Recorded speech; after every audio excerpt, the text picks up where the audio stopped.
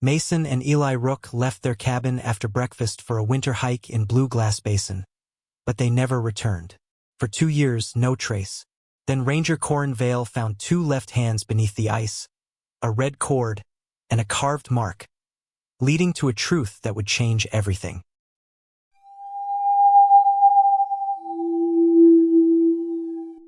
A dark shape lay half-swallowed near the center of Blue Glass Basin, as if the ice had tried to keep a secret and failed.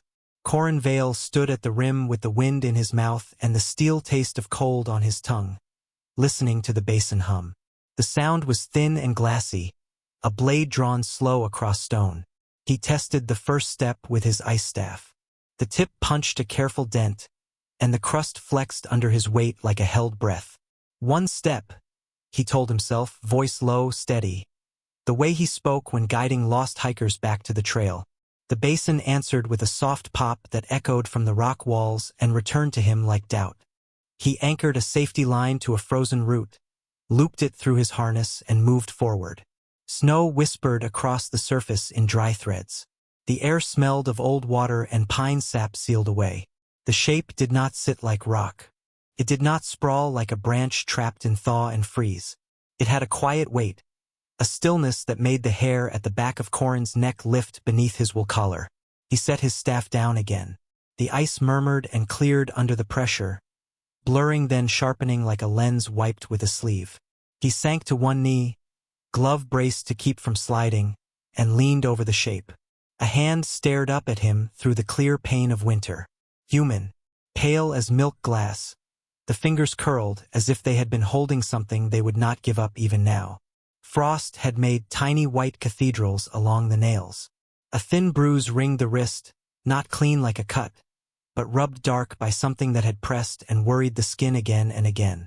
Corin's jaw locked. He felt the old training take over, the steps, the sequence, while another part of him, the smaller, softer part that had never made peace with what the park could do, wanted to stand and walk backward to the rim and pretend snow had covered everything. He forced his eyes to move. A second shape lay a few feet away, as if it had reached across the ice and been denied. He inched toward it, each movement measured, each breath counted.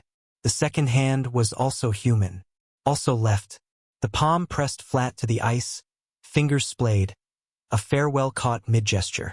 2 lefts, he said under his breath, the words steaming his neck gaiter. Saying it made it real. Saying it kept him from being the man who once ignored a radio scratch because it sounded like wind. He scanned for disturbances, for the common rhythms of prank or tragedy. No beer cans frozen into the crust. No synthetic scraps threaded through the drift. The basin, usually a bowl of wind, felt like a room holding still for a photograph. He let his gaze sweep the surface again. There, a thin red cord, frozen beside the nearer wrist. It wound the ice 3 times before the knot, like a habit carried out with care. Not random, not tossed. He lifted his staff and scraped a thin window wider. The ice looked almost polished where someone had knelt or worked before the last freeze. Scratches crisscrossed the milky layer. Most were chaotic, the language of crampons and panic. But near the hands, above the red cord, the scuffs arranged themselves into a mark. 3 short lines, 1 long line, pressed with deliberation, the strokes set close, straight, patient. His mouth went dry. The winter air stung the inside of his nose as he breathed. The mark lived in a corner of his mind that he did not open, the corner where certain sounds still woke him and certain numbers made his heart pick up. He could name it. He chose not to. Not here. Not yet. A soft tremor zipped under the ice, a thin vibration, and he shifted his weight so the force line stayed over the safest seam. He could picture the bowl below him, layers of winter stacked like pages, weak bridges hidden under their own shine. He measured the distance back to the rim with his eyes, counted the steps he had taken, counted them again. His breath rose in slow clouds. His face felt stiff. He pulled his radio from his chest rig and clicked to life. "Base, this is Ranger Vale at Blue Glass Basin," he said, keeping his voice level, professional. He imagined the dispatcher at the other end, a solid man named Mark who brought a thermos the size of a baton and laughed like a wood stove catching. "I've got a find on the ice." Copy, Ranger Vale. Mark's voice came back, crackling but clear. What kind of find? Corin kept his eyes on the hands. Human remains visual. Ice cover. I am stable, mid-basin. Request coroner, law enforcement and extraction team with cutting gear. Advise all units. Approach rim only. Do not step onto basin until I mark a route. A pause, the kind that meant the room on the other end had gone quiet. Understood. Any identifiers you can share? 2 left hands, Corin said, letting the facts be the shield. Cord present. Markings on ice. No sign of a body in open view. No recent tracks crossing the basin surface other than mine. Copy. Hold position or retreat to the rim. He looked at the hands again, at the way the fingers lay as if they had given their final answer. The longer a man stayed on a frozen lid, the more the lid learned his weight. I'm coming off the ice, he said. I'll mark my steps on the way out. Roger that. Units en route. Corin clipped the radio back and slid his staff forward to test the next pull. He moved slow, placing each boot exactly where it had been, the rope at his waist tightening and easing in a rhythm that matched his breathing.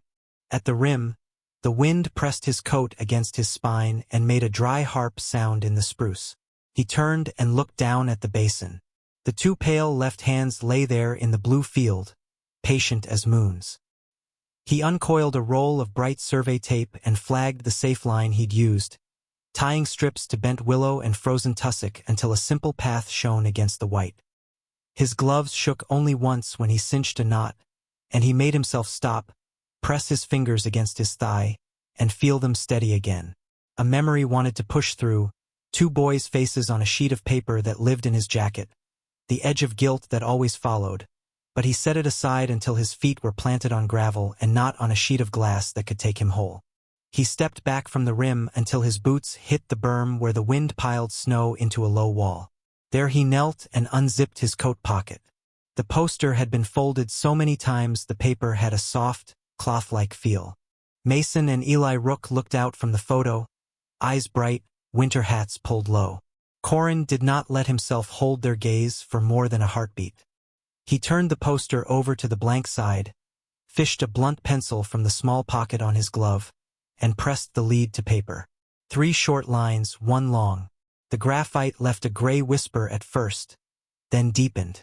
He wrote careful, straight, then underlined it with a single bar to set it away from everything else on the page. He glanced around. The basin lay in its white bowl. The pines leaned, old men listening. No one else was here.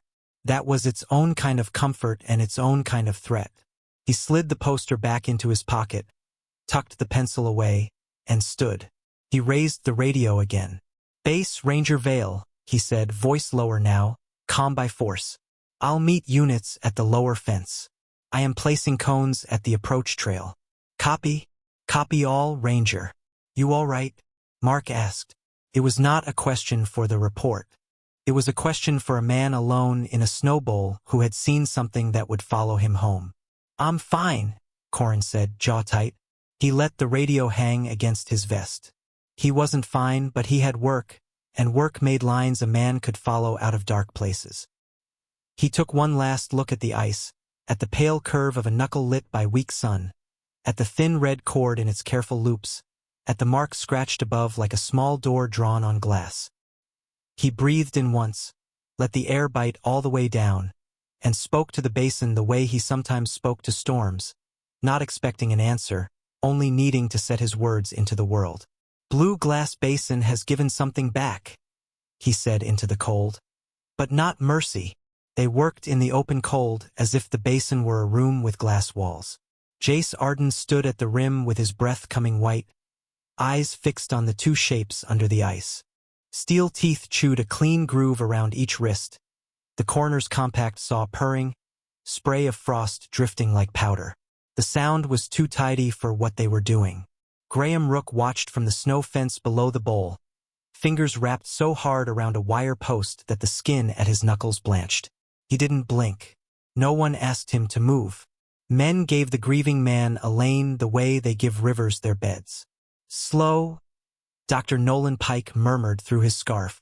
He was a careful man whose patience looked like stubbornness. Let the blade do it. Jace nodded. He kept his hands tucked into his coat, but one thumb worked at the seam of a glove, a small habit that helped him keep his mind clear. He didn't want to think of the words that would come later: notification, evidence, chain of custody. He wanted the present to hold still until it told him everything. The first hand rose from the ice like a pale root pulled from clear soil. Pike steadied it with a cloth sling and turned it to the weak sun. The skin was marbled by cold and time, but the grooves at the wrist were sharp and even, the kind rope makes when it bites, the kind habit makes when it's done the same way, again and again. Animal activity on the fingers, Pike rasped. Nix, nothing post-mortem certain without the lab. But these wrists, human, clean, deliberate. He slid the hand into a black bag. The plastic creaked. The second hand came free with a soft crack as the last crystals broke. A thin red cord lay trapped beside it.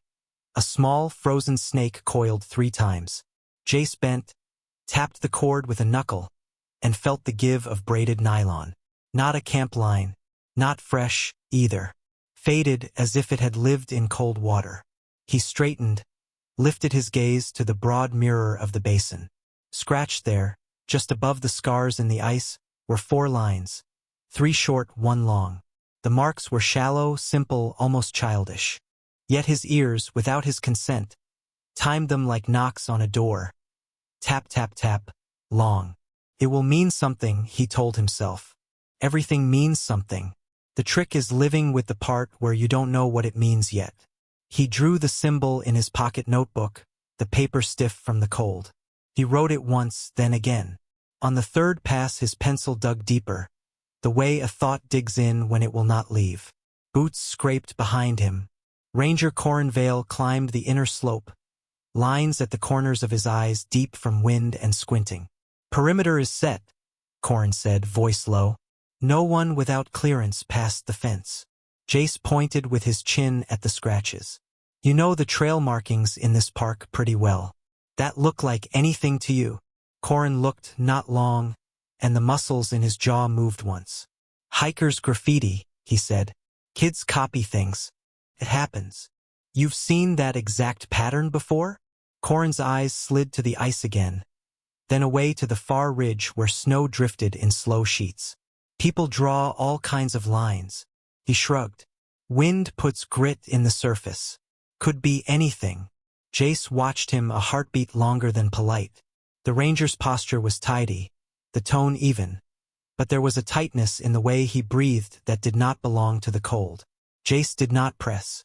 Not here. Not yet. He turned, surveyed the bowl. 2 sets of rescue tech prints tracked the arc they'd cut from the rim. Pike's careful steps angled in and out. Jace's own boots drove a straight path from the fence to the find. Beyond those, only Corin's prints crossed direct to the center. The rest of the team had hugged the edge like wary men walking a cornice. He crouched and sketched each set of impressions like lines in a sentence. Snow flurries skittered across his pages, pinning brief sparkle. The radio on his shoulder hissed. A text voice bled through. Bagged. Returning to vehicle. Jace answered. Copy. Slow and clean. He let the radio settle, then exhaled through his nose. A clean scene is a gift you must earn. Below, Graham Rook took 1 step forward from the fence as the black bags passed. Detective, he called, the word heavy, not loud. Let me see. Jace met him halfway down the slope where the wind was less cruel. Graham's face looked peeled back to the bone. The skin around his eyes was raw, as if the cold had sanded it all morning. Please, Graham said, voice steady but torn at the edges. If those are my boys, if that's, I need to know. The truth sat on Jace's tongue like iron. He swallowed it back. Not yet, he said. We have to do this right. If we make a mistake now, it will cost us later. Later. Graham flexed his hands as if feeling whether they were still attached. Detective, there is no later for me. There's before and there's after. That is all. I know, Jace said, and he did know. He knew the line Graham wanted, a clean stroke between a day when your sons were missing and a day when they were not missing anymore because you knew. But truth does not cut where you want it to. It breaks things, then hands them back. Graham took a breath meant to hold him together. You said you would give me answers. I will give you the truth, Jace said. It may not be the kind of answer that lets you sleep, not tonight. But it will stand. A swell of anger rose in the father's eyes and then passed, like a wave spent on rock. Graham nodded once, a motion that looked like surrender and was not. He stepped back to the fence. He would wait. That was all he had left. The wind shifted, carrying the resin scent of frostbitten pine. Jace returned to the ice, where the red cord still lay in a shallow crease. He bagged it. He took a wide photo of the scratched lines, then another close, bracing his wrist to steady the frame. The cymbal nagged. Top, top, top. Long. He could feel the rhythm inside the bones near his ear, the same way you feel a train through rails before you hear it. His phone vibrated. Not the radio, his private line. He glanced at the screen, unknown number, no location. He answered anyway. Arden. Silence first. Wind in a line, different from the basin's song. Then a man's voice, flat like a board. Try Crown Ladder. North Ridge. Watch the ice. Who is this? The line clicked dead. Jace stood very still. Crown Ladder. He had walked enough winter parks to know that name belonged to something steep, narrow, and unforgiving. A place where carelessness became absence. The tip was a gift or a hook. He weighed it. If he ran at it, the caller would know he could move Jace like a pawn. If he ignored it, he might let something slip away. He wanted the man to call again. He wanted the man to believe he had not been heard. He pocketed the phone and kept his face plain as he turned back to the team. We're expanding the sweep to the North Ridge, he said, voice even. Grid to the tree line and back. Focus on recovery, tools, cloth, any personal items. Mark and bag. No hero moves. The closest officer looked over Jace's shoulder toward the dark cut of the ridge. That's rough country. That's why we move in pairs, Jace said. And why we don't make the news today. He walked to Corin. You were up there last week? He asked. 2 weeks, Corin said. Snow sits heavy up there. Ladder gets slick. Then you know the safe approach. Your lead. Corin's mouth thinned, but he nodded. Copy. Graham watched the shift in posture, the men shouldering packs, the careful lift of sleds, the set along Corin's shoulders that meant distance. Where are you going? Graham asked, eyes trying to grab hold of the movement. North Ridge, Jace said. He brought his voice down a step, took a half stride closer so the wind wouldn't take the words. We found a cord and a marking. We're widening the search for gear, fabric, anything that can confirm path and time. Path and time, Graham repeated as if he said it right it would become a door. He glanced toward the black bags again. His throat moved. If there is anything of them, anything, I want to know first. You will, Jace said. He meant it and made sure the man could hear that he meant it. Pike joined them, the black bags already transferred to the coroner's sled. His beard held a net of frozen breath. I'll get these to the lab, Pike said. I'll call as soon as I have anything more than the obvious. The obvious tells its own story, Jace said. He kept his gaze on Pike a beat longer. You have what you need? For now. Pike's eyes fell to Jace's notebook, to the freshly inked lines circled like a brand. You like that symbol?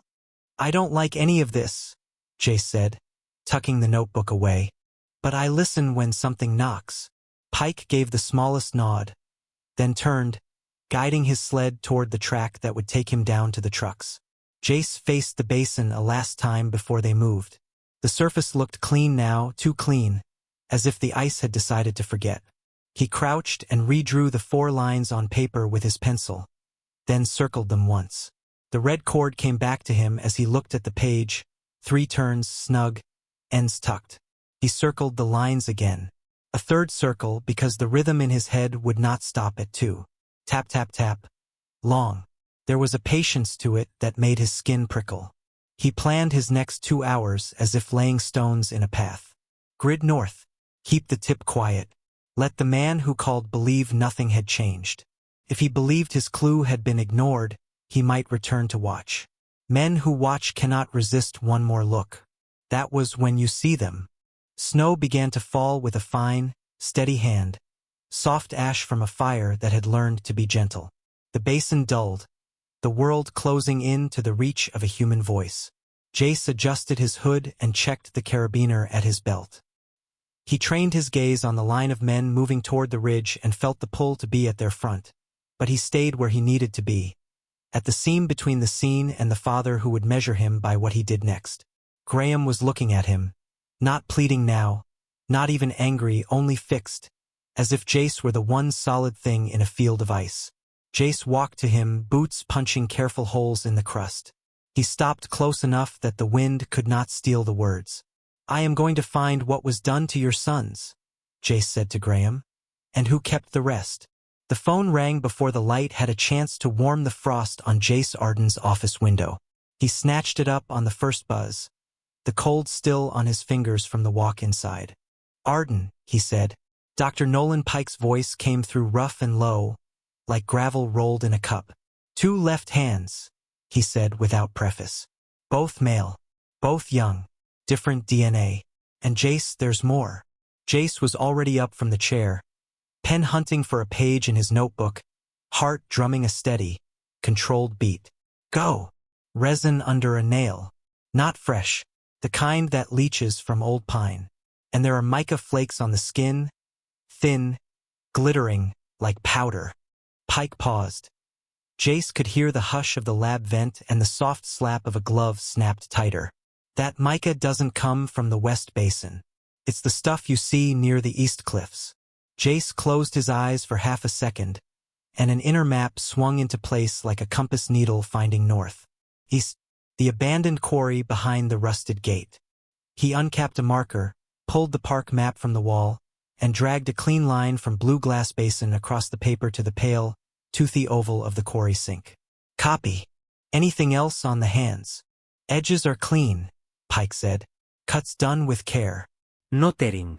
"And there's resin embedded deep, as if the victim handled shaped pine for a while, not just brushed against it."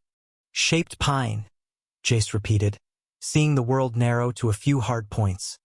"Basin, quarry, anything in between. Hold the bags. I'll send for high-res photos and the trace report." "Already in your inbox," Pike said, softer now. "Whoever these came from, they were kept somewhere cold and dry before the ice took them. Not far, but not here." Jace hung up and stared at the thick black line he'd just drawn. The map looked like a skin with a vein laid bare. He marked Crown Ladder in red, Crown Ladder, over the tight stare of hash marks that indicated the ice route. Locals avoided it in winter for good reason. The path clung to a shaded throat where even breath turned to crystals that hung in the air. He stood a moment, listening to the building wake. The radiator ticking, the muffled footfalls of the early shift, a coffee maker sighing in the hall.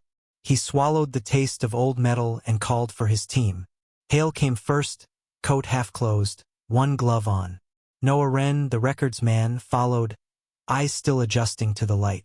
Corin Vale slipped in last, the ranger's hat in his hands, snow crystals caught in the weave like stars. All male, all quiet. Jace pointed to the red slash of Crown Ladder.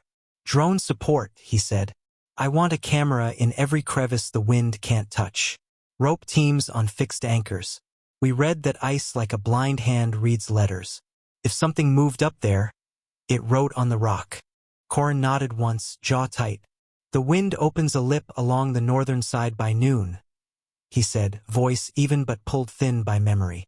"We should be past the first shelf before that." Jace's phone buzzed again, a message from Pike. 2 microscope images. Resin fluorescing weakly, mica sparkling like summer sand. Jace felt a dull weight settle and fix itself in his chest. Old Pine, East Cliffs, the quarry. He needed to hear a liar lie. Brooks Tier was waiting in a chair outside interview 2, one ankle across his knee, a confident smile set like a mask. He wore a down jacket much nicer than the truck he drove and a cap with a stitched mountain logo he hadn't earned. There was a small camera on the table in front of him, the kind meant for selfies while dangling from a ridge nobody should be on. He rose when Jace entered, stuck out a hand. "Detective Arden, right? Brooks Tier. Happy to help." Jace did not take the hand. He placed a printed still on the table. Brooks, grinning at his own lens last winter with a sparkled tongue of ice behind him. Crown ladder in the corner, blurred but obvious to any eye that knew it. You posted near Crown Ladder, Jace said, tone flat. Sure, Brooks answered, rocking back on his heels. Winter Views sell spring tours. Harmless stuff. You know the Rook brothers. Brooks's eyes flicked to the door, then back. Everyone knew them, he said lightly. Good kids. Sad business. You sold them maps and a stove, Jace said. Not a question. Brooks smiled too fast. I sell a lot of stoves, he said. And maps. You want a receipt? Printer's been broken. I can get you a list if... Jace slid a blank page closer to the camera without looking at it, hearing instead the small drum of Brooks's index finger on the chair arm. 3 taps, then a pause, then 1. 3 short, 1 long. A rhythm pulled from a cold morning 2 days ago when Jace had knelt over a mark scratched into ice. His throat went dry. The drumbeat came again. 3, then 1. Where did you last see them? Jace asked. Brooks shifted. Out by the Trailhead store, he said. They asked about routes. I said nothing north. Weather's bad. You know how it is. You told them nothing north, Jace repeated, watching Brooks's thumb now trace circles on the knee of his jeans. There was grain lodged under the nail, not dirt, something pale, reflective when the light hit. Mika. He didn't blink. We'll need that list. Today. Sure, Brooks said, smile hardening. Soon as I fix the printer. Jace ended it there. He did not push. You do not hammer a nail that hasn't yet seated. Back in the squad room, Rin lifted a file from the bottom of a gray bin with mild triumph in his eyes. Something buried, detective, he said. 2 years ago, a hiker report filed at closing. No follow-up. He described a chant he heard near the gorge at night. 3 short beats, 1 long. Said it felt like a warning. Or a count. Jace took the sheet. The words were plain and patient. 3 short knocks. 1 long. He looked up at the map again where his red pen bled across paper from basin to quarry. You count so you arrive together, he thought. Or so you open something that does not want to open. Before he could speak, footsteps came quick up the hall. Graham Rook appeared in the doorway, carrying a cardboard box like it held a small animal he did not want to startle. His face was a study in restraint, eyes bloodshot but dry, mouth set in a line he could not afford to let tremble. He set the box on Jace's desk with care. I brought what I kept, Graham said, voice steady, breath uneven from the stairs. Photos, notes, Mason's knife. Jace opened the flaps. The knife lay on top, wrapped in a cloth that smelled faintly of oil and clean wood. He unwrapped it. The handle was carved from old pine, the grain dark and close together, the kind that feels soft but holds shapes for decades.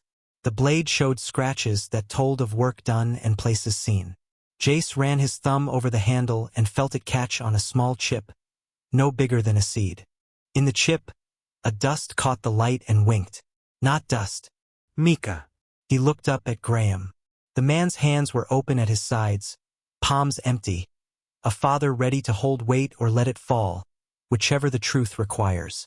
Did your sons meet anyone new in the weeks before the hike? Jace asked. His tone had no edges. He did not intend to cut. Graham's jaw flexed once. He glanced at the knife then away, and Jace saw shame move across his face like a shadow you can almost miss. A man from church, Graham said finally. He offered to mentor Eli. Said he knew the woods and wanted to help. I didn't push. I didn't want to make it a bigger thing. I should have asked more. What's his name? Jace asked, the pen already ready, his mind collecting lines and corners into a shape he could follow with his feet. Cade Stroud, Graham said, each syllable slow, careful, as if the name itself might cut if spoken too fast. The pen touched paper and paused there a heartbeat too long. Ink blooming in a small dark pool as if it chose the spot where the next path would begin. Outside, morning steadied into day. Inside, the map on the wall seemed to lean a fraction closer. Jace capped the pen. his voice leaving no room for doubt as he turned to the men gathered around the table, each one watching the red marks swell into direction. "We will climb the ladder," Jace told his team, "but not the way he expects." Jace hooked his carabiner to the first ice screw and leaned into the wall, breath fogging his goggles. The ladder of ice rose like a white spine, each rung a thin rib fused to the cliff's throat. The wind ran through the chute and made the ice sing, a high, steady tone that sounded too much like a warning. He set his front points, tested the next step, and climbed. Below, Corin kept the rope tight, boots braced, eyes fixed upward. 2 officers waited at the base, silhouettes small against the pale basin. Halfway up, the surface changed. The clear, blue glass turned milk-white in a strip the width of a finger. Jace paused and saw why. A length of red nylon was pressed flat to a frozen rung like a leaf in a book. He tapped it with his axe. It did not move. 3 raps at one end, frayed where a knot had bitten down. He felt the line hum through the shaft of his tool. Not wind, memory. He marked the position, breathed slow, and looked right. A piton scar bit into the rock, a gouge with metal shine still clinging in the center. Someone had hammered it in and twisted it out hard. "Red cord, left of me," he called, voice steady, letting it ride the rope to Corin. "Copy," Corin answered, quiet but clear. "Take your time." Jace moved again. A coin lay trapped in the frost near his knee, turned so smooth by glove and weather that the face was a blur. He thought of hands rubbing it, the way men worry a truth until it loses its features. His calves burned. The song of the ice rose and fell. He climbed. The shelf revealed itself in a single step, a plane of hard snow cut into the cliff like a ledge for a giant window. Scuffs tracked across it, thin arcs, heel stamps, a toe drag where someone had slipped and caught himself. Soot freckled the surface, dark against the clean crust. Near the back wall, someone had built a ring from black stones long ago and used it again and again. The air had that sweet, sticky note of resin that clings when old pine burns slow. It lived in the nose, in the throat, in the tongue. Jace knelt and touched ash. Warmth was gone, but the shape of heat remained in the way the flakes pressed together. A small watch sat half-buried in the ashes. The crystal had cracked inward, a spiderweb punched by a small, sharp point. The hands were stopped at 2:17. He stared at the numbers and, for a second, let himself feel the way time sometimes holds its breath. 2:17. The hour froze with the watch. Not a fact yet, only a question. He swallowed and anchored another screw for safety. "Coming up," Corin called. He topped out slow, eyes flicking over the scuffs, then froze when he saw the ring and the watch. He eased off the lip, breathing shallow, as if any sound might wake something sleeping in the stone. "Stove ring," Jace said, more to the record than to Corin. "Pine resin." Watch stopped at 2:17. He lifted his glove and traced 3 short cuts and 1 long line in the soot with a clean finger, repeating what he had seen on the ice below, wanting to feel the rhythm in his own hand. He did it without thinking first, letting the motion answer the mark. The pattern sat there, dark on dark, like a door knocked in code. Behind the stones, on the wall where smoke had licked for years, the rock held a pale sign. Chalk almost gone. A triangle missing one side, as if a mouth had been left open. Corin stared and his jaw set. His hand tightened on the rope without meaning to. His shoulders rose and held. "Talk to me," Jace said, soft but firm, not turning from the sign. He kept his tone level, without heat. He had learned that men gave more to a calm question than to a hard one. Corin nodded once, a stiff, reluctant movement. "Years back," he said, voice low, as if the stones were witnesses. "There was a group that met on winter climbs. They called themselves Cold Chapel." He swallowed and kept his eyes on the chalk. "They said the cold made men clear. They counted to 4 in their chants, 3 short, 1 long, to time their breaths against the wind." He wet his lips. "I was a kid. I followed because older men do not look down on you when you carry their rope." Jace turned now and watched him. Corin's face looked lighter and older at the same time, like a boy and a tired man layered together. How long? Jace asked. A season, Corin said. Maybe a little more. We met at places like this. We left rings. We marked the walls. We believed winter stripped off lies. He drew a slow breath. A boy fell into a crevasse. We thought we were helping him be strong. We were not. I left. I did not tell the park. I did not tell anyone. Shame weighs more than rope. The wind slid through the chute and turned the shelf's thin snow into silver dust. Jace felt the air cool further, the kind of drop that says afternoon will not last long. He made himself let the old story settle without chasing every detail. He would need facts, but he could see the facts in front of him. Cord, piton scar, coin, soot, chalk, watch. He crouched by the ring again, gloved hand hovering over the watch. Don't touch that, he told himself under his breath. A habit he had trained into his work. Speak to the impulse before it speaks to you. He leaned close and saw a faint crescent pressed into the ash beside the watch, the print of a knuckle or a cuff. He set a marker flag. He could almost see the scene layered in thin veils. A man sitting on his haunches, stove singing, a coin turning, a watch tapped with a knuckle and cracked by a quick, sharp mistake. Or not a mistake. Why the triangle? He asked, nodding at the chalk. Corin's mouth tightened. We used to call it the window, he said. A sign for a place where the air felt thin and the world looked clean. A triangle missing a side is a gap. A way through. Jace let the words rest. He thought of the 3 short lines and the long one. He thought of the cord wound 3 times. He thought of the way certain minds arrange the world, stacking the same numbers until the stack feels like truth. He did not say any of that. He let his finger hover and then draw the mark in the ash a second time. A quiet test, the way a man measures his own heartbeat with 2 fingers and counts. The rope shifted at his waist as Corin adjusted his stance. Boots finding new purchase on the lip. The ice sang again. The tone climbed, fell, steadied. Felt like a living thing, not quite friendly. Jace worked the shelf in a slow circle, eyes down, body low, method steady. He bagged a chip of soot from the ring, a flake of resin from the stone, a scrap of chalk from a crack where a thumb must have pressed hard. He set his camera on a knee, took overlapping frames, wrote the time on the slate he carried. He did the small tasks that build a case, the simple, repeating work that keeps doubt out. Someone came here more than once, he said. Boots from different days. Ash in layers. That coin has been worried smooth. He looked toward the drop. The basin lay below, white and patient. Corin followed his gaze, then looked away, as if the sight pulled at him. Graham's at the trucks, he said, voice low. He has not moved.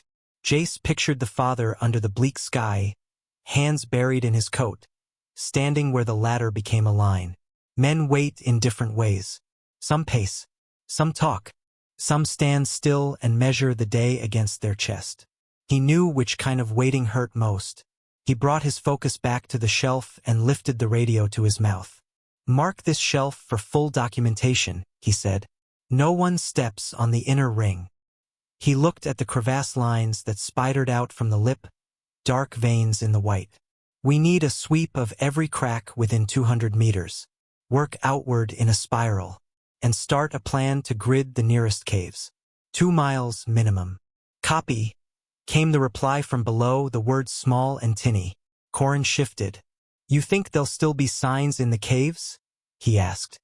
His tone was even, but the line of his mouth gave him away. He was not afraid of the climb. He was afraid of what the walls could say. The cold keeps more than it kills, Jace said. He stood and sent the drone request to the officers below. He felt the weight of the watch in the ash, the fixed time ticking in his head. Numbers are a kind of net.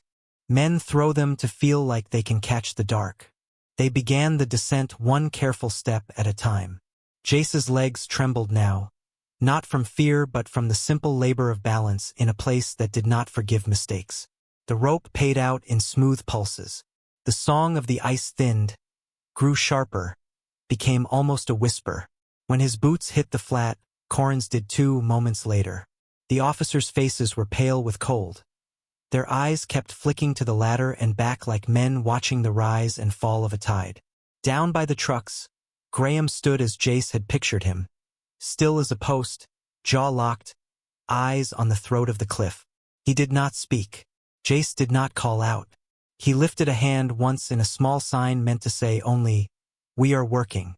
Corin loosened the rope from his harness with hands that worked slower than usual, then looked up the line of the ladder again. He did not hide the way his chest moved. He had said a lot on the shelf. Saying it at all had cost him. Jace opened his field notebook and drew the pattern he had traced in the soot. 3 short lines, 1 long. He kept the page open a moment, letting the mark sit in air and paper at the same time.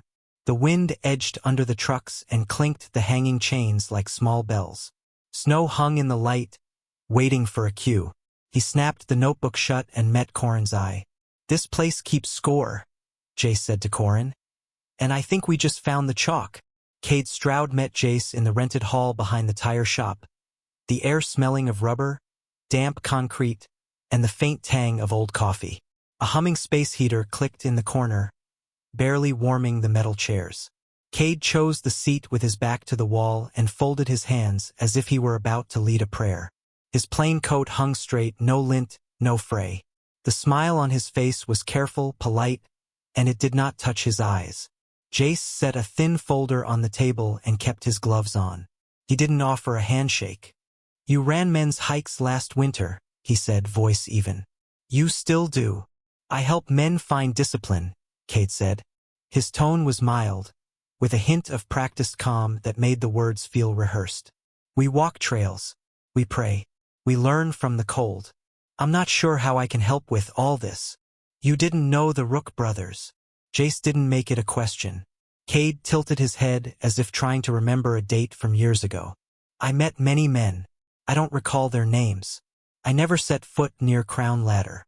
He chuckled softly. "I don't like the cold." Jace opened the folder and slid the first photo into the light. Soot black rock. A chalk sign.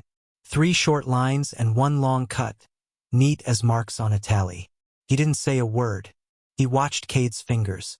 The smile held, but Cade's middle finger pressed the edge of the table, turning white at the nail. "Symbols," Cade said, still placid, "mean what men let them mean. Anyone can scratch lines into stone. It does not make a creed." Jace slid the second photo. The red cord, braided nylon, wound 3 times around a pale wrist. The color had bled in the ice like a whisper of fire beneath glass. A blink. Fast. There and gone. Cade leaned back, clasped his hands again. "You seem to think there is a pattern," he said. "There is not. Winter leaves strange remnants. I lead hikes and prayers. That is all." "I'll need a list of your hikers from the past 3 winters," Jace said. "Of course," Cade replied. He smiled again, too smooth, as if relief had been planned. "The records are at a storage unit. The key is with a friend who is out of town. The printer is broken. I can gather the names when I have..." When Jace cut in, "Will you have them?" Cade spread his hands, apologetic. "Soon." The heater clicked off. The room felt louder without the hum, the world outside colder for it. Jace studied the man's shoes, the tidy laces, the scuffs that said city, not cliff. His watch face caught the ceiling light. 11:08. The number tugged at a thread in his mind. 2:17. The ash-frozen watch at Crown Ladder, hands pinned like trapped wings. He didn't let his memory show. "You pray with men, Cade," Jace said, stacking the photos again. "You walk them where the cold can change a mind. You do not keep records." "I keep what matters." The answer came quick, a shade too firm. "Names are not faith." Jace stood. The chair legs scraped. "I'll be in touch. Please make sure I have that list today." Cade rose but didn't offer to shake. "Detective," he said, soft, warning wrapped in courtesy. "Be careful near Old Stone. The season breaks people who think they are stronger than ice." Outside, the wind pushed through the alley, bringing the tire shop's smell with it. Jace's phone buzzed in his pocket. Dr. Nolan Pike's name lit the screen. Jace stepped into the lee of the building to cut the wind and answered. Nolan, he said. The coroner's voice came low and rough, like gravel skidding over metal.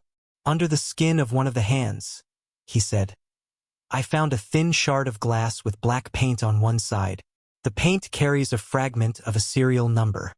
Paper rustled. FC-217, then a scratch, then 9. Jace pressed the phone tighter to his ear. The wind hissed between buildings, steady as breathing. Say it again. FC-217. There's a gouge, then a 9. I'm sending a photo to your email, Pike said. The shard was deliberate, forced under the skin before freezing. Not an accident. Jace saw the dead watch in the ashes again. Hands locked at 217. He felt that number knock once on the inside of his skull. The letters, he said. FC. Could be a lot of things, Pike said. But the coating is industrial enamel, not household paint. This shard came from gear or signage, not a kitchen jar. That's all I have until I finish trace. Good, Jace said. Bag it like a crown. He ended the call and looked back at the hall door. He could still feel Cade's careful calm sitting in the room like a second chair. He called Corin from the sidewalk. We're done with Stroud for now, he said. Get the East team ready. Full cold kit. We're going to the old quarry. The gate's still rusted, Corin said. Do you want me to cut it? Bring a camera and a bolt cutter, Jace said. And men who listen on the first shout. Snow began to feather the street, thin flakes that vanished on the blacktop. Jace drove without the radio, the heater blowing lukewarm air on the windshield as if the car were breathing. The number circled in his head, 217, and beside it the letters FC. A watch stopped in ashes. 3 short lines and a long cut. A cord wound 3 times. He turned each piece over in his mind, looking for how they fit. The quarry bowl rose behind the rusted fence like a mouth that had frozen mid-breath. The east cliffs held their own light, a pale glow that made shadows look blue. Corin waited by the gate with 2 officers, Brandt and Keller, each one packed in rope and steel like winter animals. Fence is soft, Corin said, lifting the chain. The links rattled. We can ease it without cutting if we don't mind the noise. Jace nodded. Quiet if we can. Loud if we must. They slipped through, crunching down a path where mica glittered through the snow like ground glass. The cold reached in under Jace's coat, fingertips pressing his ribs.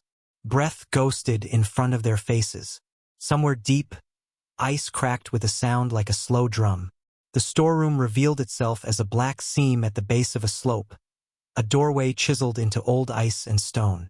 A rusted sign leaned face down in the drift beside it. Corin tipped it with his boot. The paint on the back had flaked to a tar-black powder. Jace knelt and brushed the edge. The letters that remained were tooth-marked by time, but he could read them. FC, then a scrape where metal had carved through enamel, then 217, then a 9. He bagged the flake. The cold made his gloves creak. Inside, the chamber held a breathless quiet, as if sound had been filtered out by the walls. The ceiling arched low and clear. Their headlamps threw thin cones of light. Shelves had been carved from ice itself, smoothed by hands or heat. Things rested on them with care. Knuckle bones laid in pairs. Rings hammered out of dull metal. A watch face with no hands. A coin polished to a blind shine. Each item set with a small space around it, like it needed air to keep its meaning. Brandt murmured, "What is this place?" Jace didn't answer. He moved slowly, eyes tracking from shelf to shelf. On a central block of ice sat a camera, square and white, a Polaroid with tape around the battery hatch. He lifted it. A tiny counter on the back read 03. 3 photos left. Beside the camera lay a single print, face down. The paper had curled at the corners, edges gently frost-burned. Jace used a gloved finger to slide it into the light and turned it over. Mason Rook and Eli Rook stood shoulder to shoulder in winter coats, their cheeks red from cold, the smiles thin and willing, the kind men give when asked to hold still. Between them stood a third man, taller, his head lowered as if he wanted the brim of his cap to hide him and failed. The cap was gray.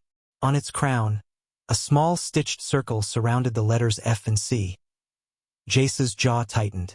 The scene behind them looked like the shelf at Crown Ladder, black stones, a scorch, a rim of soot like a ring. He fought the urge to grip the photo too hard. "Bag it," he said softly. Corin eased the sleeve open and slid the photo in.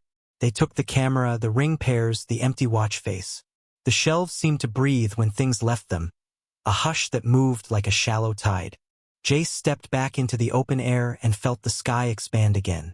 By the time he reached the station, the snow had lined the roads in a film that made the tires hum. He set the evidence on Pike's bench, signed the chain of custody forms, then carried the photo to an interview room himself. He called Graham. The father arrived in a coat that hung bigger than before, eyes deep, mouth held hard, the lines in his face cut deeper by winter. He took the metal chair like it might be a witness, palms flat on the table, knuckles pale. Jace slid the photo across the table. He said nothing. He let it sit there with the fluorescent light buzzing overhead and the building's heat knocking in the pipes. Graham did not touch it at first. His eyes found the image as if from a distance and then closed the distance with a single breath. When he finally took the picture by its edges, his fingers trembled. He traced the outline of Mason's sleeve, then Eli's cheek. The third man's cap hovered there, gray and quiet, the stitched circle like a small iron brand. Graham's face changed. Not the way grief loosens everything. The way fear tightens it. Color drained out. His jaw worked once as if to swallow something he could not. "Do you know him?" Jace asked, voice steady. Graham nodded, then shook his head, then forced himself to nod once. Slow. He swallowed again and found words. "He looks like Darren Cole," he said, each syllable careful, like stepping on cracked ice. "We were partners once. A small venture. Failed. He lent me money. I did not pay it back." He looked at the cap as if it were a hand on his shoulder. The debt did not go away. Jace kept his eyes on Graham's, not the photo. He watched the man weigh shame against love and choose love by speaking. The heater thumped in the wall. Outside, a plow passed, its blade scraping sparks from a manhole cover, the sound like a dull shout in the night. Jace leaned forward, elbows on the table, hands folded. The room felt small, but his voice did not. "I need your full truth now," Jace said to Graham, "before the ice tells me its own." Graham did not sit. He leaned over the table with both palms flat, as if steadying a world that would not stop tilting. "He came to the door with a pack and a bottle," he said, voice rough. "Didn't knock twice, just once, then walked in like he owned the room." Jace didn't reach for his pen. He watched the man's eyes instead, the way they flinched at the memory, the way pride and shame kept trading places. The wall clock ticked. The radiator hissed. Outside the station windows the wind dragged snow across the lot like a long white veil.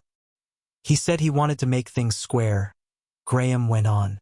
"Said winter clears a man. Had gear for 3. Held it up like gifts." He swallowed. "He didn't look at me much. Looked past me. At my boys." "What did you say?" Jace asked, quiet. "I said we could talk. The two of us," Graham answered. He laughed, said I talked too much and did too little. Then he told them about a ridge no one knew, and a frozen shelf you could see the whole valley from if you were brave. Eli's face. He had to stop, pressed a knuckle to his mouth, then lowered his hand like he'd been caught doing something weak. "I told them to wait until spring." He looked at me like he'd won something. I heard myself say yes and hated the sound. The room held the weight of it. Jace let the silence sit, long enough for the truth to settle where it belonged. A father had opened a door and watched winter walk in. There was nothing useful to say to that. He thought of the hands at Blue Glass Basin. He thought of the red cord wound 3 times. He kept his face still. Footsteps came down the hall. Corin appeared in the doorway with snow still melting on his shoulders, a folded printout in one hand. "Lab called," he said. There was a hard, tired note in his voice. "Partial from the watch. Is Darren Cole. Secondary trace is Brooks Tier." Jace didn't move, but the air in the room tightened. "Brooks."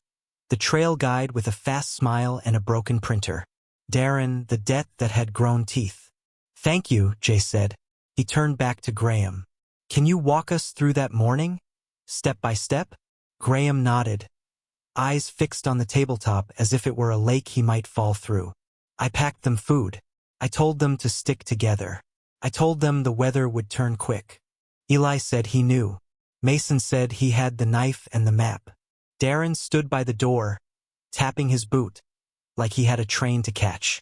They left before sunup. Their breath looked like smoke. He rubbed his thumb over a callus on his palm, then dropped his hand. That's all I have. It wasn't all, Jace knew. It was everything that mattered. He thanked Graham, set a paper cup of water near his elbow, and stepped into the hall with Corin. Brooks? Corin asked. We go now, Jace said. Brooks's cabin sat at the edge of the east woods, shoulders hunched under a roof that had learned to bear snow. The path to the door was a line of dark ovals stamped in white, the last one still shedding a lace of crystals into the wind. Jace pushed the latch. The door swung inward on warm air that smelled of wood smoke and something sharper, metal and oil. The stove was alive, belly orange, a pot set just off the ring like someone had left in a hurry without wanting to waste heat. A mug on the table left a wet ring on the wood. On a chair, a sweater still held the shape of shoulders. A nail by the door had a coil of red cord draped over it, 3 loops neat as habit. Jace slipped a gloved finger under the cord and felt the fibers, stiff at the tips, as if they'd been frozen and thawed and frozen again. Back door, Corin said. They stepped out to a porch no wider than a man and found the prince again, deeper now, turning east. The sky had lowered while they crossed town, a hard lid of gray pressing the hills flat. The snow squeaked under their boots, a noise too bright for the dark coming on. Pines took the wind and gave it back in long, soft sentences. Jace radioed for 2 more men to secure the cabin and bag what they could. He followed the prince with Corin at his shoulder, eyes on the rhythm. Heel, toe, a pace that never settled into calm. You think Brooks knew what Cole did? Corin asked, breath white in the air. I think Brooks likes to stand near men who act like they know where they're going, Jace said. He scanned the tree line, the ground, the next 50 yards. The prince cut across a slope and dropped into a shallow wash where mica flecked the snow like scales. The wind went quiet there, as if the trees were listening. They reached a break in the earth, a long mouth where the ground had been pried open and never quite closed, an old wound of the quarry. The print line ran to the edge and stopped. Jace went to one knee and leaned out. Cold rose from the gap in a steady breath. A strange warmth reversed. He felt it on his face the way you feel a story you do not want to hear. There, Corin said, pointing. A length of rope hung into the narrow blue of the crevasse. The end had swollen with ice and frayed back like hair. 3 tight wraps sat above the knot, 1, 2, 3, pressed into the nylon by use. Jace closed his hand around the line and felt the braid. Stiff, burned in places. He could see the shine of fibers where friction had bitten them. He clipped a light to his jacket and lowered it into the slot until the beam found a glint. He steadied his breath and leaned a little more. The glint resolved into metal, half-sealed inside a knob of ice like a coin in glass. A badge, round, with a short bar through the center. The letters FC showed on the bar, the rest eaten by frost. The badge was pinned to a scrap of gray fabric that had frozen into the rope. The fabric held a dark stain that the cold had kept, rich and ugly. Corin's throat worked. We should get Pike, he said, voice low. We will, Jace said, but he stayed a beat longer, studying how the rope had been set, how the weight had moved, how the ice at the lip had polished where hands had dragged. He traced the way a man would angle his body to lower something heavy, how he would brace his boots here and here. He could hear the quiet sounds of that work if he let himself. The rope creak, the small grunt for breath, the ice squeal like a thin truth. He called the find in and moved slow, careful. They photographed the scene. They flagged the approach. One man fetched the rescue sled they used for winter hikers. Another set anchors back from the lip. Jace crouched and noted the details in his field book with a pencil that never froze. Red nylon, frayed. 3 wraps above the knot. FC on metal badge. Gray fabric. Blood. Frozen. He printed each word as if it might need to speak in a room where the weather did not matter. When Dr. Pike arrived, the coroner's face was already pink from the cold and his eyes were calm in a way that did not mean peace. He peered over the edge, nodded once, and set to work directing the careful cut that would free the evidence without changing it. Jace stepped back to give room and looked up. The sky had dropped lower still, a plate of iron just above the ridges. Snowflakes began to fall, slow and deliberate, and laid themselves along the rope like soft ash. He saw Corin standing a few yards off, looking toward the line of trees that led back to the cabin, the question hanging there. How many steps ahead of them was the man they were chasing? Jace felt the hunt settle into its true shape. It was not a chase that ended at a door or a name on a sheet. It moved in routes and rituals, in habits worn into the world with care. It lived in small choices made again and again. 3 wraps, not 2. East Ridge, not West. A badge pinned to say something only a few would hear. He looked at the red loops on the rope, and at the badge with its frozen letters, and at the dark cloth that had once been warm against a man's skin. Pike's voice carried up from the cut. "We've got it," he said. His hands rose into view with the rope and the badge and the fabric sealed inside a sleeve of clear ice, like truth trapped in glass. Jace nodded. He looked at Corin, then past him to where the prints had once continued before wind began to erase them. Graham's face rose in his mind, the way a father had stood straight while his voice broke. Justice was a straight thing on paper and a crooked thing in snow. He turned back to the rope, to the badge, to the patient white around them. "Bag it," he said. "Everything. If it smells like metal or looks like resin, it goes. We start again from Brooks's porch and work every step." They moved with that rhythm men learn in winter. Steady, exact, no wasted motion, no loud talk. By the time they finished, the wind had taken most of the tracks and the light had thinned until the world looked like a photograph left in a window too long. Jace stood last at the edge and looked down into the blue. He did not let himself picture what had hung there. He did not let himself fill the silence with guesses that would unsteady his hand later. He only saw the marks of care and the marks of harm and understood they were the same set of hands. He turned to Corin, his voice even but hard enough to carry through the cold. "This isn't just murder," Jace said to Corin. "It's a hunt, and the hunt isn't over." The crevasse opened into a cramped ice chamber, and Jace slid the last meter on his rope, boots scraping the glassy wall. Cold hissed from the stone like breath. His headlamp spread a pale circle across the floor. There, a ring of hand-sized stones, each cut with 3 short grooves and 1 long slash. He felt his chest tighten. The marks were not random. They were a count, a rule, a rhythm. "On the floor," he called up, voice steady but low. "We've got a circle. Markings." Corin's reply floated down, thin in the cold. "I've got you on belay. Watch your footing." Jace's weight touched down.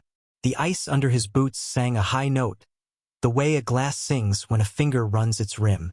He swallowed, took a knee, and let the light move slowly. In the center stood a rough altar, split pine logs stacked and lashed, the wood stained dark in smears and pools. Resin smell lingered, sweet and bitter at once. On the altar sat a mason jar, sealed tight with a rusted lid. Something white was folded inside. Jace pulled a fresh pair of nitrile gloves from his pocket, the rubber crackling in the air. He stepped in, working each movement like a measured beat. His fingers closed around the jar. Frost had sketched tiny ferns along the glass. His gloves squeaked against them as he lifted the weight away from the altar. "Bag it," Corin called, strain in his voice. "Not yet." Jace kept his tone even. "I want eyes on the contents. Video on." He clipped a small body cam from his parka to the edge of the altar, the lens pointed down. Then he slipped a thin pocket knife under the lid, twisting slow until the seal broke with a soft pop that felt too loud in the tight space. He eased out the folded strip of paper and let it open in his palm. Eli's face looked back at him from a printed photo. The eyes were blacked out with soot, swollen matte circles that drank the light. The mouth had been cut away with a clean, careful oval. Not a tear but a slice. Jace's stomach went cold in a new way. He did not move for a count of 4. Behind him, the rope creaked. Corin's boots scuffed the wall. A controlled slide. The ranger reached the floor and stopped, shoulders squared but breath shallow. When he saw the picture, his pupils tightened to pinpoints. His gloved hands trembled as he held out an evidence sleeve. "They used to do that," Corin said, voice barely more than air. "They said it took the sight so a soul would not witness the crossing. And still the tongue so secret stayed where winter keeps them." "Who is they?" Jace's question was flat, procedural, but his eyes did not leave the photo. Corin wet his lips and looked at the circle of stones. "Men who liked the cold because it made them feel sharp. We were boys when I first heard the words. I left before I understood all of it." Jace slid the photo into the sleeve, pressed the seal, and marked the bag number with a thick black pen. His hand shook once, then stilled. "This is not a myth now," he said. "It's evidence." He moved the light to the edges of the chamber. A shadowed recess yawned near the floor, low and tight. He lowered his head and reached in with the beam. A boot lay on its side in the dark, laces stiff with old blood. The leather was scarred with shallow cuts. He drew it out by the heel and set it on the altar's edge, careful not to disturb the ring of stones. The tread was a distinct pattern, wide blocks with a broken bar near the toe. He had seen that print on the shelf at Crown Ladder, stamped in wind-packed snow. "Match looks good," Jace said. "Same tread as the ladder shelf." Corin crouched, his breath fogging the light. Lace holes are stretched. Someone jerked this off a foot in a hurry. A set of crunches and a rope knock above. Another man lowered into view, Donnell, a young officer assigned today to evidence collection. He landed with a grunt and reached for the boot. "Bagging," Donnell said, and slid the leather into a clean sack. He paused, frowning. "Hold on. What is it?" Jace asked. Donnell lifted the tread to the light. A white shard sat wedged between 2 lug blocks, caught in a smear of flaked brown. He took out tweezers from his kit and worked the sliver free. It clicked softly against the metal tip. Corin's jaw set. "Bone." Donnell tilted it. The sliver flashed, not porous like bone but glossy, curved. "Enamel," he said, surprised, the word slow. "Looks like a tooth fragment."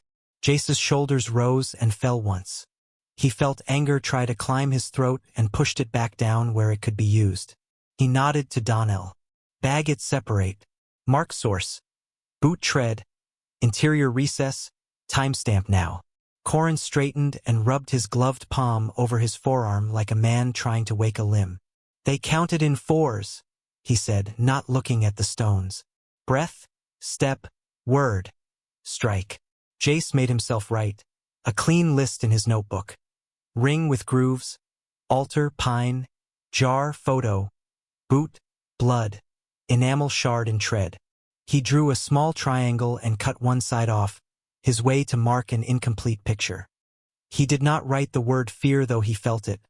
A pressure under the ribs, not for himself but for the line between proof and story. He could hear his training in his head. Anchor facts. Anything else is ice under snow. "Corin," he said, still writing, "you said boys. But this is not boys' work." Corin finally met his eyes. "No." "It's men who never stopped playing at being more than men." Jace stood, knees snapping in the quiet. The chamber's roof dripped once. A thread of water sketched a dark line down the wall. He looked back to the ring. Each stone was cut the same way, 3 short, 1 long. Not 4 marks. A pattern that ends on the 4th count with a wound. "We're done down here," he said. "Pack it all. Watch the ring. If it moves, I want to know which stone shifted and how far." They worked in short phrases and hand motions. Donnell cinched bags. Corin photographed angles. Jace traced the position of each find on a rough sketch, small symbols for the larger truth. He could feel the chamber thinning around them, the cold pressing weight from every direction. "Climb out slow," Jace ordered when the bags were clipped to the hall line. "No slips." We already have enough blood in today. He sent the evidence up first, then Donnell then took his own line. Corin stayed to hold the anchor. As Jace rose, his headlamp threw a last sweep over the altar. The jar lid sat on the edge, frost still melting in a faint ring. He closed his eyes at the count of 1, 2, 3, 4, then opened them on rock and rope and purpose. At the lip, wind met him hard. The sky had shifted from dull gray to a lighter tone. A change that makes you think the weather has forgiven you. It had not. He stood, unclipped, and looked out over the drifted slope. Something subtle had changed in the snow's surface. The old crust held dim prints and ridges, but across them now ran a single line of fresh steps. The edges were sharp, the depth uneven. Corin pulled over the rim, breathing in small bursts. He followed Jace's gaze. Fresh, he said. Hours, not days. Jace crouched by the first clear track. He put his hand beside it and measured from heel to toe. The stride length wavered, sometimes long, sometimes short. In places, the toe dug deep, deeper than a simple walk. The snow was pressed in a way that meant weight carried at the shoulder or in the arms. Heavy load, Jace murmured. Left side dominant. See the deeper plunge on the left toe. He stumbles and recovers with his right. Either injured or burdened. Corin nodded once, jaw tight. Moving north. Donnell jogged from the rope station, his radio clipped to his chest. What's our move? Jace's thoughts aligned the way stones settle under a river. Every choice left a pattern. If they all followed, the man would hear the chase. If no one followed, the cold would erase the line by dusk. One shadow, no contact, he said. Eyes only. Keep a ridge between you. Call every 2 minutes. If he stops, you stop. If you lose the trail, you freeze and mark last sure print. Donnell swallowed and checked his watch. Copy. He adjusted his pack straps and set off north, angling into the trees so his shape would not walk the same snow. In seconds, he was a gray thread between pines, then gone. Jace turned back to the crevasse mouth. 2 more officers clipped in and began hauling the evidence sled. He put a hand on the boot bag as it passed, feeling the shape of the heel through plastic. He pictured the sliver of enamel and did not let himself imagine the moment it broke. They moved back along the flagged route to base, bright cloth markers twitching in the valley wind. The farther they walked, the more the cold loosened its grip on Jace's face and tightened it on his thoughts. The jar, the photo, the ring, the count of 4. It all pointed in one direction. Intent. Not rage, not panic. A method. The tents at base snapped their guy lines. A generator hummed in a low, even note. Graham stood near the windbreak, hat low, coat open though the air bit any skin it found. His hands were fists deep in his pockets. When he saw Jace, he stepped forward, stopped, stepped back, like a man bracing for a wave he could not see. Jace raised a palm, slow. We have items, he said, careful with each word. We handled them clean. You cannot see them yet. I need you to hold steady. Graham's jaw flexed. Are they my boys? Jace breathed once, in and out, and felt the cold catch in his throat. We found a photograph, he said. It's evidence. I will not put that in your hands here. Not like this. Graham shook his head once, hard. His eyes went to the bags moving past on the sled, then away as if they might burn him. He stared over Jace's shoulder at the ridge, at the cut of trees against the sky. His mouth pressed flat. Corin stood behind Jace, silent, the lift of his shoulders showing a tremor he fought to hide. The wind moved through camp, tugging at flags and his collar. Somewhere, a metal pole pinged as it cooled. Graham drew a breath that sounded like it hurt. Why? He asked. Why would anyone do this? Jace let the question sit in the air, heavy, inevitable. He could have spoken of debts and grudges, of foolish men who use seasons as shields. He could have used softer words. He could have said nothing. But the ring in the ice had already answered. He met Graham's eyes.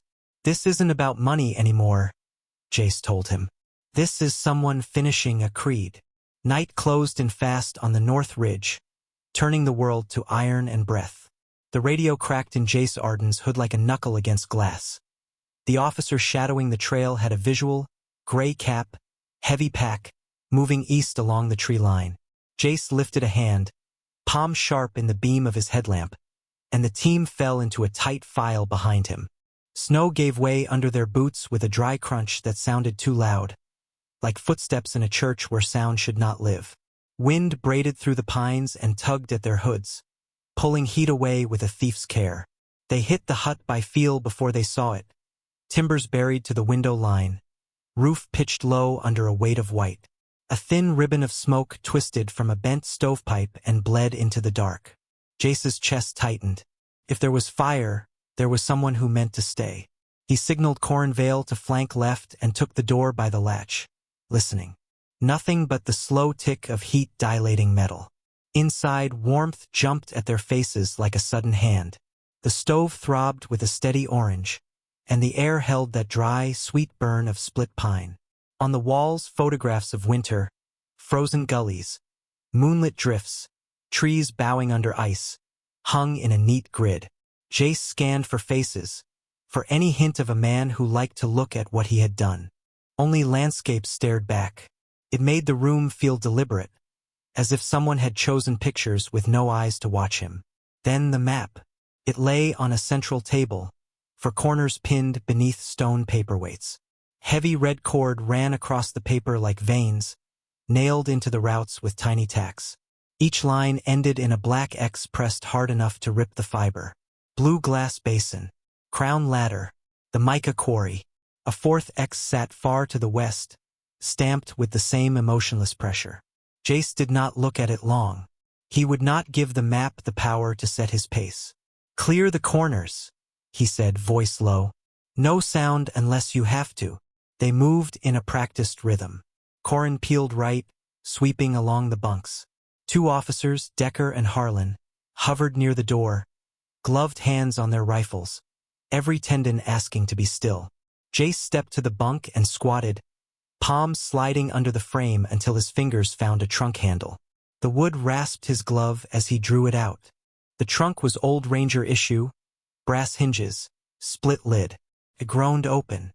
Two metal tins sat inside, the kind that used to hold nails. Frost filmed their edges. He lifted one tin with both hands and set it on the table. The lid stuck, then popped, and a dry smell rose. Paper, cold old glue, Polaroids packed tight. The first stack hit him like a blunt object. Close-ups, all male. A left hand with rope grooves at the wrist. A mouth with the lips taped back so the teeth showed in a grim strip. A face seen from too near, as if the camera feared to step back. Each image bore a red cord looped into the frame, wound 3 times before the knot. The ritual of it made Jace's jaw harden until his molars met. "Jace," Corin said quietly. He did not sound like himself. "That's their hands." Jace swallowed and turned the next card. Mason's hand lay beside Eli's on a slab of ice, a ruler placed beneath as if the moment were a specimen.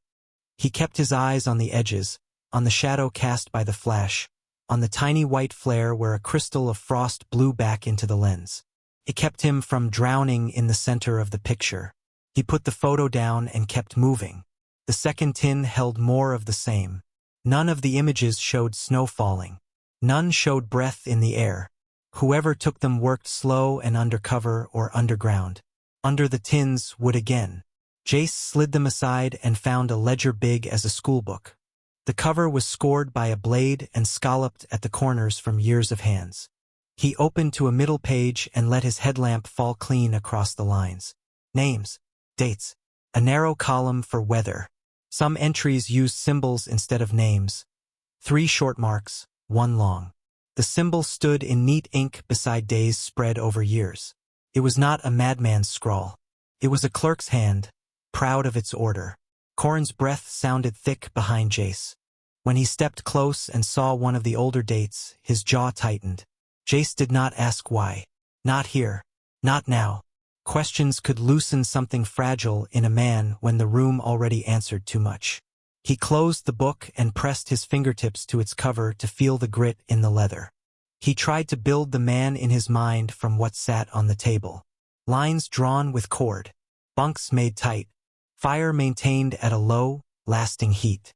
Photos arranged like proof. A ledger that welcomed the hand and gave it a place to land.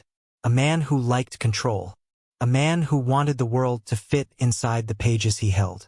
The radio murmured at Decker's shoulder. One hushed word from the officer outside to confirm the hut was alone on the snow. Decker clicked twice and let silence fall again. Jace lifted his chin toward the ceiling. A broad plank ran above them with rough nails hammered through long ago to hold a shallow loft. The heat from the stove gathered there in a warm pool. Heat drew men. Cold pushed them. A single floorboard overhead let out a sound like a long, careful breath. No one spoke. Jace raised one finger and the whole room seemed to shrink to the size of that lifted knuckle. He let the quiet settle so even the stove's tick counted as noise. In the still, he heard it again. A faint shift, the weight of a boot moving from heel to toe. He moved to the ladder. It was bolted to the wall, rungs polished by decades of hands, now caked with frost from a dozen freeze-thaw cycles.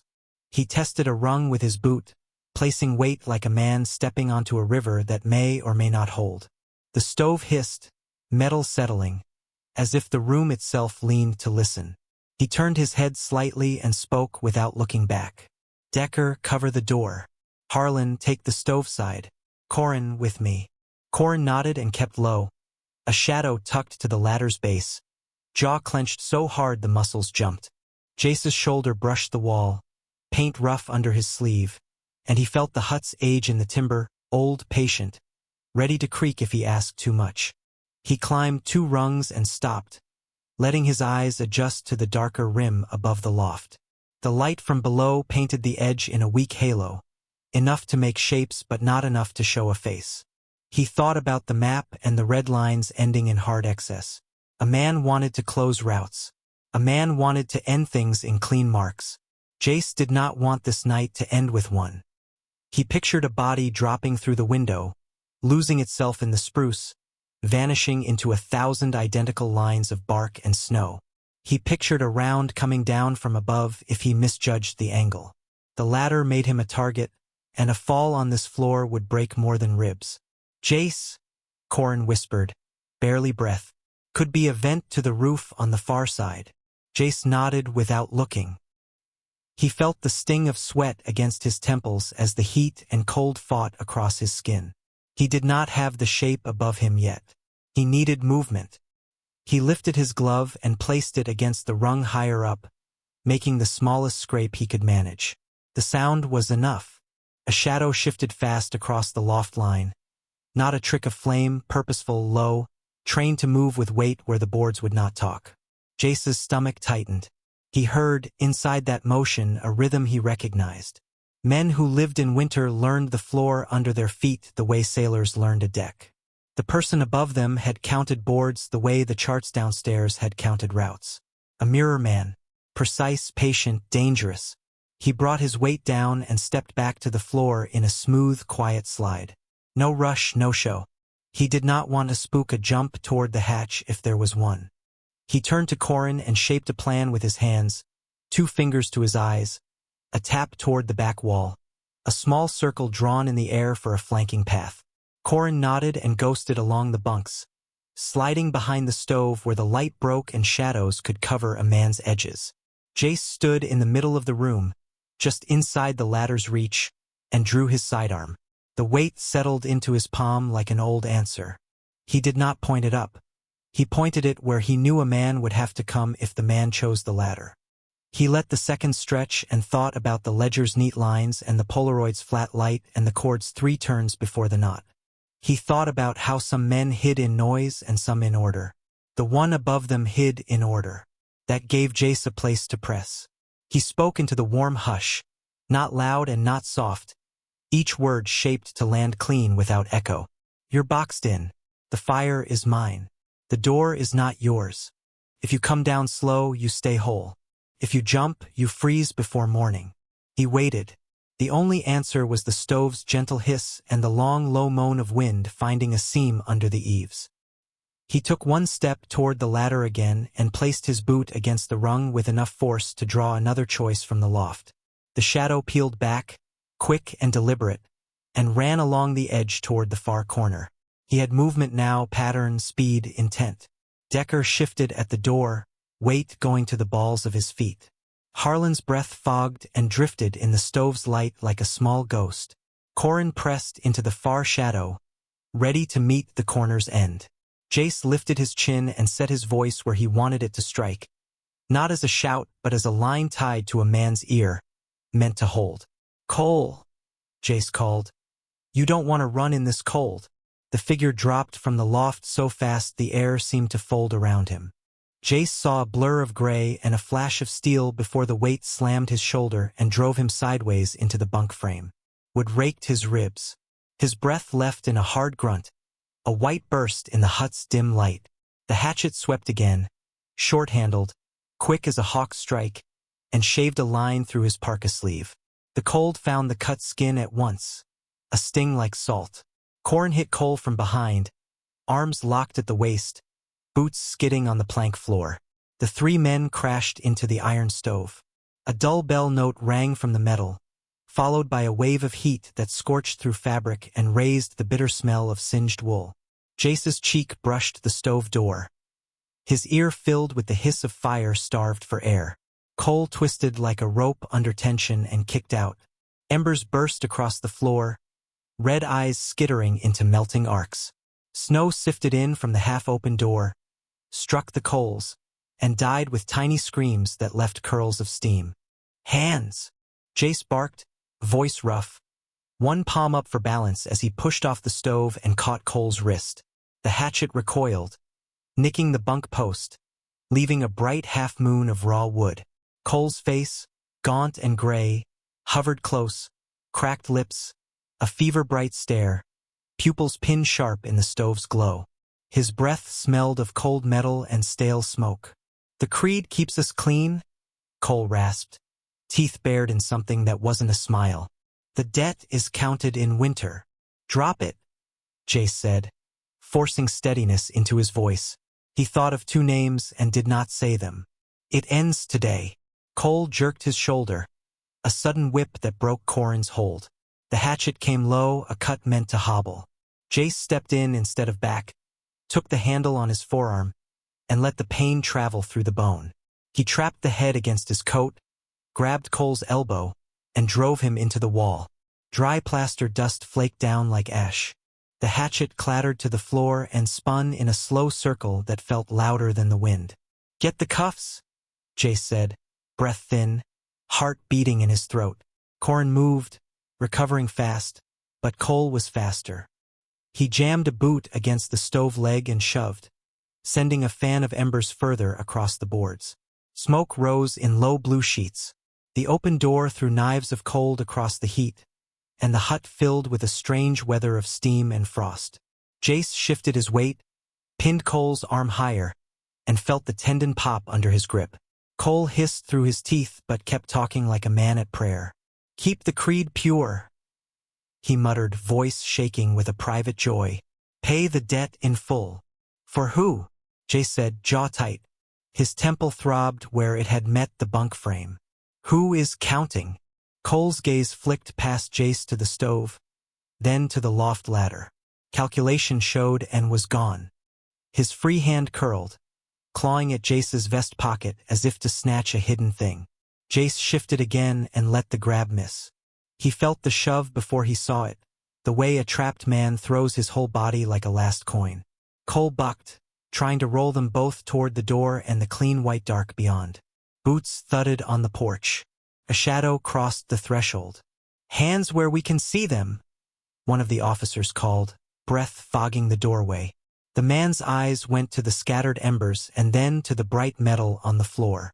"Stay back," Jace snapped without looking. He hated shouting orders over heat. It meant the next mistake would belong to him. He tucked his chin, drove his shoulder into Cole's chest, and won an inch. Corin came up on Cole's blind side and looped a forearm around his neck. Not choking, just pinning, and their weight settled. In the clench, Jace felt the quick thud of Cole's heart against his own forearm. Not fear, he realized. Rhythm. Like a man keeping time. Bodies. Jace said low near Cole's ear. Where are they? Cole's breath broke on a laugh that didn't reach his eyes. Kept where the cold keeps what it takes, he said softly, as if sharing a comfort. His lips cracked wider. The spine keeps them. It was a riddle and a map in one sentence. Jace felt the meaning move through him like a draft. He shoved the thought down. Answers made men rush. Rushing made men bleed. Cuffs, Jace said again. Corrin's hands were steady now. The flex cuffs bit and clicked. Cole's wrists came together, knuckles white, tendons jumping like wire under skin. The moment the second loop cinched, the fight left him in a slack wave that was not surrender so much as satisfaction. He looked at the hatchet turning to stillness on the floor and smiled with a private grace. Backup edged around the embers, grabbed Cole under the arms, and hauled him toward the door. The cuffs flashed once in the stove light, then in the flat daylight beyond. The wind reached in and took their heat as if collecting a debt of its own. Snow followed them inside in a scatter of needles and stuck to Jace's sleeve, where the cut in the fabric had begun to weep. Silence returned in uneven pieces. The stove's low draw, the soft pop of a coal giving up, Corrin's breath slowing back to normal. Jace rolled his aching shoulder and took inventory, the hatchet, the embers, the ladder, the loft. He could feel the room's memory pressing in. The walls had seen men plan and promise and pretend to pray. Pack, he said, scanning the corner where a rucksack leaned against the bunk. He knelt, flexing stiff fingers, and unbuckled the top flap.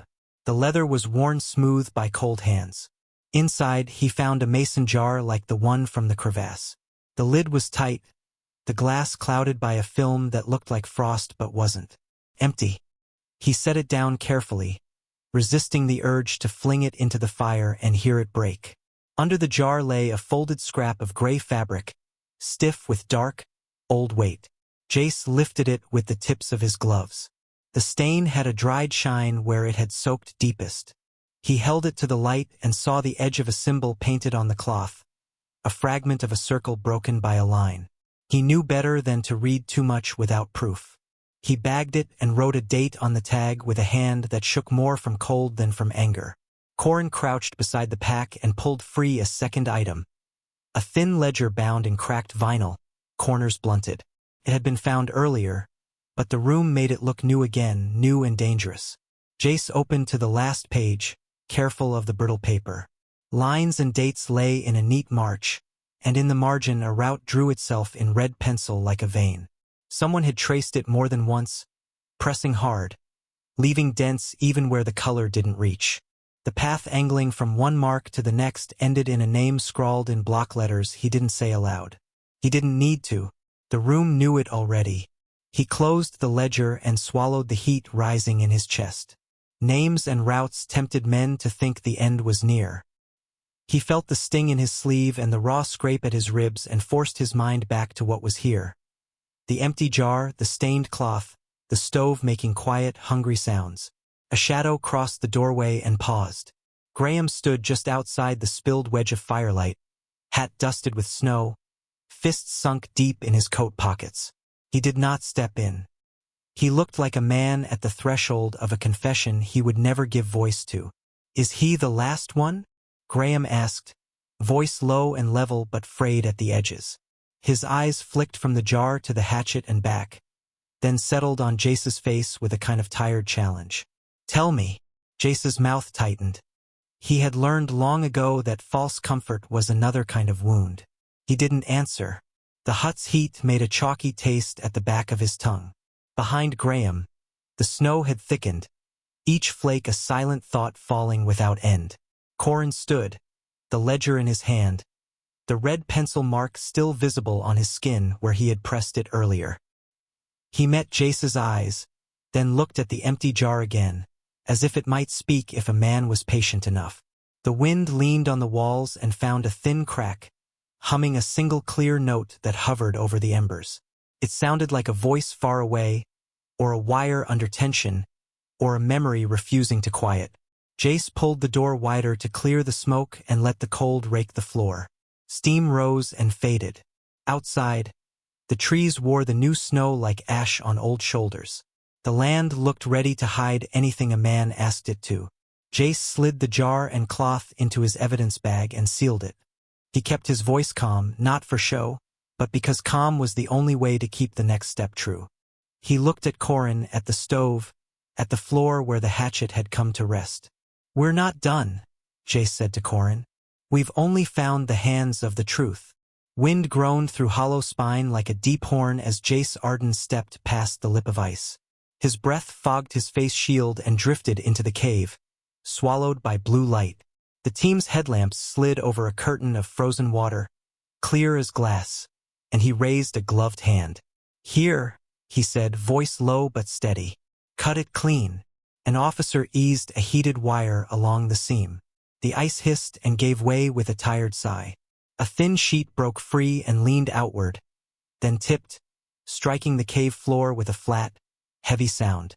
Behind it, the chamber opened, narrow at the mouth, then wider, like a throat that had held its secrets too long. Jace stepped in first. The cold touched every joint in his hands, climbed into his wrists, and stayed. Pine hung in the air, not the bright smell of a living tree, but the heavy sap of boughs cut and stacked. He saw them at once. Mason and Eli lay side by side on a bed of dark green. Their faces were turned toward each other as if in quiet talk. Rope burns circled their wrists. The marks were black in the pale light. A gray cap sat folded at Mason's shoulder like a folded flag. Coins glinted in a small ring near Eli's knee. Carved stones, simple shapes, made a line from the brothers' boots to the cave wall and back again. A path drawn by someone who needed order inside darkness.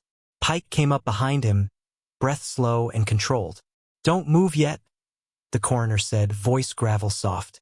He knelt with care, bones creaking, and looked without touching. Temperatures steady. No melt patterns nearby. They were placed, not dropped. Placed with what in mind? Jace asked. He already knew the answer but wanted the words spoken. Pike studied the red cord wrapped around the wrists, 3 loops, ends tucked under like a habit someone had practiced. "Respect twisted into control," he said. "There's a difference. But the hands that did this did not see it." Jace nodded once. Even with the cold in him, sweat pricked his back. He kept his eyes on the brothers' faces so he would not drift into the everything around them. The coins, the stones, the way someone had tidied loss into a shrine. He told himself to count the facts. 2 bodies. No frost on the faces. No breaks in clothing. No cut fibers besides the wrists. He felt the old pull to rush, to drag what he had found out into daylight and call it done. But he held still. Rushing kept men from truth. Footsteps scuffed behind him. Graham Rook stood at the mouth of the chamber, shoulders hunched against the cold. His eyes were wet but fierce, as if he had carried a storm here and would not let it pass. "Let me close," Graham said, the words raw. "Please." Jace turned and lifted a hand. "1 minute," he said. "We need to mark the scene. We will bring them out right." Graham's jaw worked. He nodded, once, twice, and leaned into the stone beside him as if it held him up. "I promised I would not leave them," he said in a voice that barely moved the air.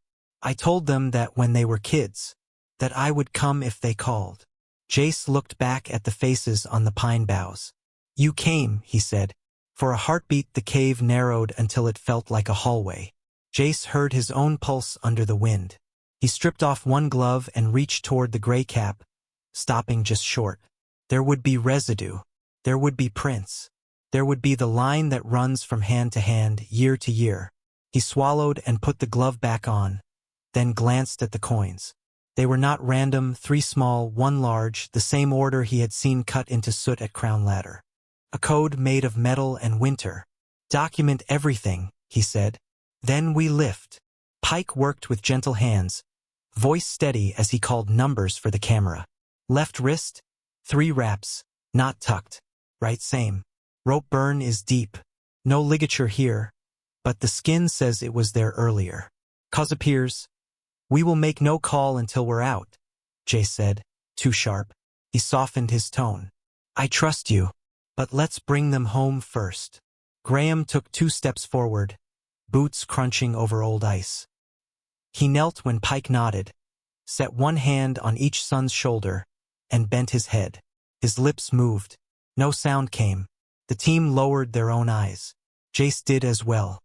He had stood beside fathers before, but something in the posture, one hand on each of the men he had raised, made the space feel like a church that had learned to live under stone. "Ready?" Pike said at last. They slid bodyboards under pine, moving as a unit. The boughs cracked, small and respectful, as if letting go. The men lifted. The weight surprised Jace. Grief had told him he would be carrying air. Instead, he held real men pressed down by cold and time. The sleds hissed as they passed over the cave's floor, then bumped over the fallen curtain. Outside, the wind had picked up, pressed against Jace's chest like a firm hand. At the ridge, they built a small fire. No one spoke at first. The flames took slow. Smoke rose straight, then bent, then straight again as if arguing with the sky. Pike gave a short nod toward the pine boughs now piled in a neat stack. "We can burn these here," he said. "There's enough ice around us to hold the heat. And it seems right." Graham looked to Jace. Jace gave a simple nod. "Do it." The match flared. The cut boughs caught and spoke in small pops.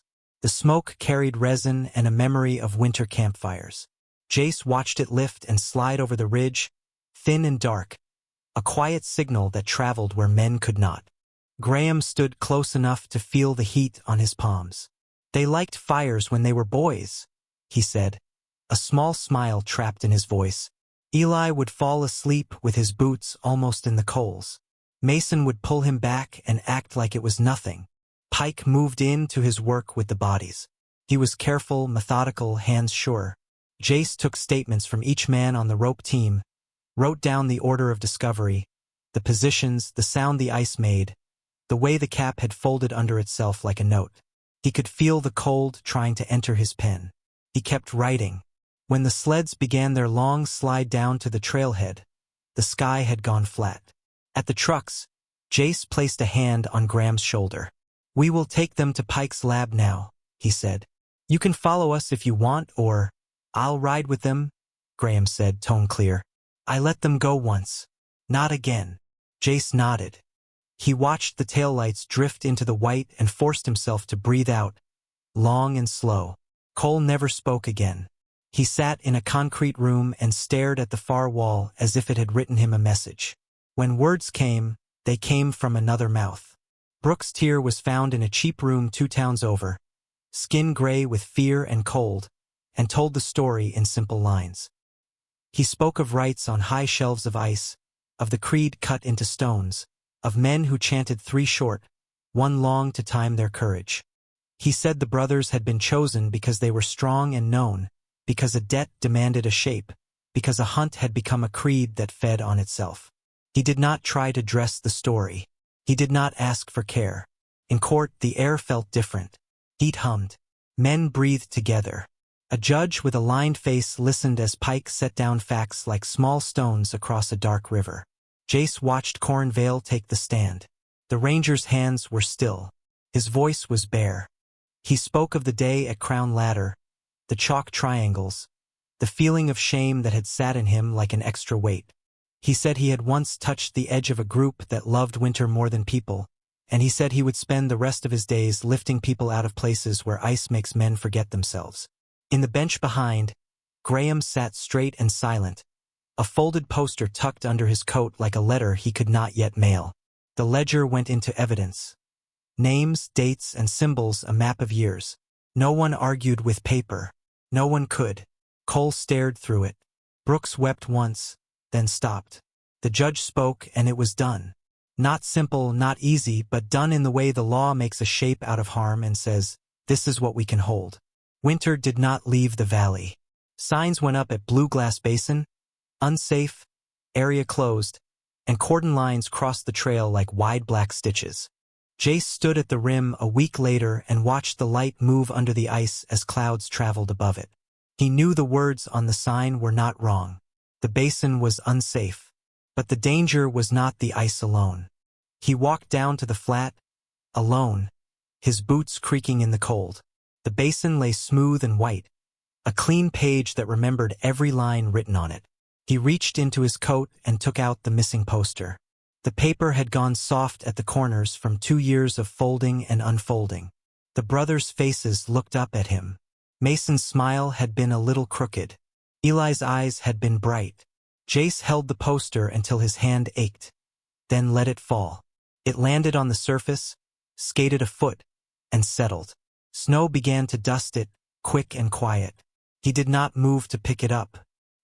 He let the cold press in, let the wind speak its old words, and stood as a man among old stones and bright ice. "The park has given everything back now," he said. "But it will never give enough." Disclaimer: the story you just watched is fictional. It explores themes of violent crime, hidden evidence, and the haunting persistence of unsolved mysteries. Its purpose is to evoke a sense of urgency about justice for victims, provoke curiosity about forensic investigation, and inspire deeper awareness of the dangers lurking even in seemingly peaceful places.